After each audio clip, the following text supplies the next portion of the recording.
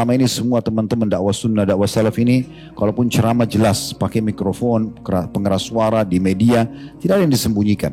Ya. Saya pernah berbicara dengan seorang tokoh, kebetulan tidak sengaja ketemu di musim haji. Beliau di sebelah saya, kemudian salah satu tokoh yang dikenal gitu ya. Kemudian beliau mengatakan setelah salaman nama saya, habis sholat subuh, lalu dia bilang, kenapa Ustadz Khalid, teman-teman salafi atau teman-teman sunnah ini suka sekali menyalah-nyalahkan ibadah kami. Dan seterusnya, dia sebutkanlah beberapa syubhat-syubhat yang disampaikan, tapi intinya merasa terganggu dengan dakwah ini.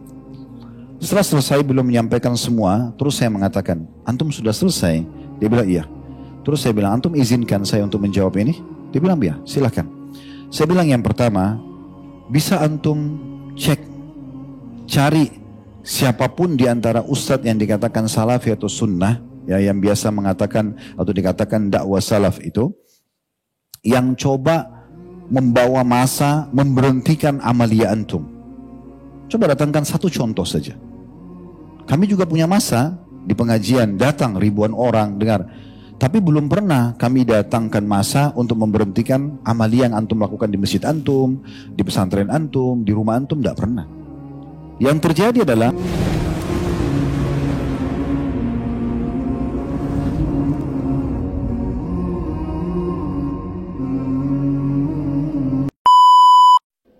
A'udzubillahiminasyaitonirrajim. Bismillahirrahmanirrahim. Teman-teman, akhirnya Ustadz Khalid Basalamah memberikan tanggapan secara resmi mengenai pembubaran pengajian terhadap Ustadz Syafiq Riza Basalamah yang di Surabaya. Ya, fenomena itu bukan yang pertama, tapi sudah seringkali pembubaran pengajian yang dilakukan oleh mereka. Dan di sini kita mendapatkan jawaban yang sangat meneduhkan dari Ustadz Khalid Basalamah. Mari kita langsung simak video tanggapan Ustadz Khalid Basalamah. Baru-baru ini terjadi pembubaran kajian Ustadz dan penolakan dakwah dari salah satu asatis di salah satu daerah oleh sebuah ormas. Bagaimana kita sebagai penuntut ilmu menyikapinya Ustadz? Karena kami melihatnya adanya fitnah-fitnah yang dilontarkan terhadap dakwah sunnah Ustadz. Ya Allahul Musta'an, Allah tempat kita memohon perlindungan ya. Memang dalam dakwah itu ada suka dukanya. Ada suka duka. Akan ada yang menerima, tadi saya bilang ada yang menolak, itu biasa. Kita mendoakan bagi teman-teman kita yang belum bisa menerima, maka agar Allah SWT berikan hidayah.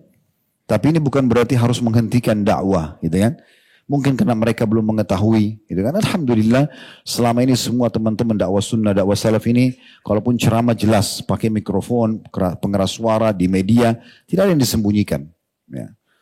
Saya pernah berbicara dengan seorang tokoh, kebetulan tidak sengaja ketemu di musim haji. Beliau di sebelah saya, kemudian salah satu tokoh yang dikenal gitu ya. Kemudian beliau mengatakan setelah salaman nama saya, habis sholat subuh, lalu dia bilang, kenapa Ustadz Khalid, teman-teman salafi atau teman-teman sunnah ini suka sekali menyalah-nyalahkan ibadah kami. Dan seterusnya, dia sebutkanlah beberapa syubhat-syubhat yang disampaikan, tapi intinya merasa terganggu dengan dakwah ini. Setelah selesai belum menyampaikan semua, terus saya mengatakan, antum sudah selesai? Dia bilang iya. Terus saya bilang, antum izinkan saya untuk menjawab ini? Dia bilang iya, silakan. Saya bilang yang pertama, bisa antum cek, cari siapapun di antara ustadz yang dikatakan salafi atau sunnah, ya, yang biasa mengatakan atau dikatakan dakwah salaf itu, yang coba membawa masa memberhentikan amalia antum. Coba datangkan satu contoh saja. Kami juga punya masa di pengajian, datang ribuan orang dengar. Tapi belum pernah kami datangkan masa untuk memberhentikan amalia yang antum lakukan di masjid antum, di pesantren antum, di rumah antum, tidak pernah. Yang terjadi adalah di majelis kami, kalau ditanya, apa hukumnya maulid, apa hukumnya tahlilan, apa hukumnya begini dan begitu, kami jelaskan sesuai apa yang kami ketahui. Karena ditanya. Tidak ada tablik akbar khusus bahas masalah ini. Tetapi hanya ditanya, kami jelaskan. Sesuai yang kami fahami. Kalau antum merasa itu benar, antum jalankan. Silahkan. Masing-masing bertanggung jawab di hadapan Allah SWT. Tapi jangan antum paksa kami untuk melakukan. Karena masing-masing berhujjah.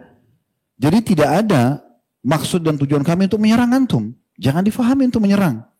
Karena tidak ada materi khusus membahas tentang masalah amalia antum, tidak ada. Kalau ditanyakan kami jelaskan. Dan itu hak kami menjelaskan di pengajian kami. Sebatas itu. Dan sekali lagi, tidak pernah ada pergerakan massa, memberhentikan atau tidak ada. Sama sekali. Dan itu hak kita masing-masing. Antum mengatakan boleh, kami mengatakan tidak boleh. Saling menghormati, selesai kan gitu. Konsepnya. Kami teman-teman salafi ini hanya butuh dalil. Saya bilang begitu, ini di rumah Allah saya menyampaikan ya, kepada beliau. Kami cuma butuh dalil. Ada dalil, antum akan temukan kami berada di saf pertama. Pertama mengerjakan perbuatan tersebut. Apa saja, ini dalilnya, ini hadisnya, ini ayat Al-Qurannya, ini perkataan sahabat. Kami langsung melakukan itu. Insya Allah kami yang pertama melakukannya.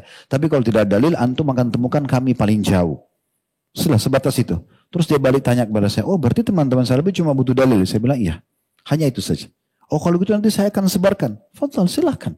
Tidak ada yang tertutup kok. Kan gitu. Jadi sebenarnya tidak perlu ada pemberhentian, merasa terganggu. Karena orang masing-masing menyampaikan pendapatnya. Ya, ini saya bicara secara global. Alhamdulillah pengajian kita berjalan di masjid-masjid ini sudah tahunan, bukan 1-2 kali. Alhamdulillah kita selalu sampaikan kalau Allah, kalau Rasul. Dan tidak ada penyebutan nama, tidak ada nama penyebutan organisasi. Ya, tidak pernah kita sakitin siapapun. Tapi kalau ditanya tentang hukum kita jelaskan. Nah ini hukum yang kita ketahui kan gitu. Masing-masing boleh menyampaikan. Allahu a'lam. Jadi kedepannya saya berharap mudah-mudahan tidak terjadi lagi hal-hal yang seperti ini. Kalau ada yang dirasa dari penyampaian salah satu da'i, siapapun dia di negara kita ini, yang kemudian dianggap penyampaian itu kurang pas, oke, dipanggil, diajak dialog, diziarahi, ya. Kemudian ini lebih baik, lebih bijaksana, tujuan lebih baik daripada jadi nggak enak kelihatannya, mesti didatangi, diberhentikan, disorak-sorakin kan jadi nggak enak. Umat Islam sama umat Islam kok ada masalah apa nih, gitu kan? Hanya karena tidak sepaham dalam masalah amaliyahnya, ini nggak penting gitu. Apalagi sama-sama ahli sunnah, itu sama sekali tidak diharapkan tentu.